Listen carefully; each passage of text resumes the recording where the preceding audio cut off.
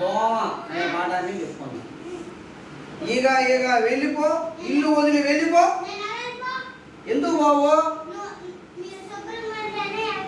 అది మేము శుభ్రంగా లేవా? ఇప్పుడు ఉన్నావా లేవా?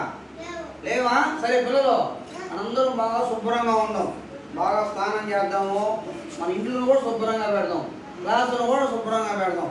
సరేనా? సరే మేము శుభ్రంగా ఉంటాం. వెళ్తావు నువ్వు? వెళ్ళిపో. దోమ దోమ వెళ్ళిపో, దూరంగా వెళ్ళిపో. ఎందుకు బాబు? మురుగునీళ్ళ మురుగునీళ్ళు ఉంటే ఉంటావా? సరే మురుగునీళ్ళు లేకుండా చేస్తావు, వెళ్తావా? పిల్లలు చూసారా, మురుగునీళ్ళు ఉంటే దోమలు వస్తాయంట.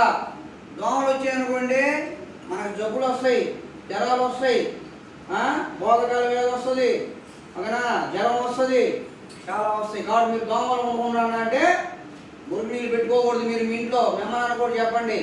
సరేనా? పెట్టుకొని ఉంటారా? దోమ విన్నావా? మురుగునీళ్ళు పెట్టుకోవాలంటే వెళ్తావా? వెళ్ళిపో. ఈగ ఈగ వెళ్ళిపో.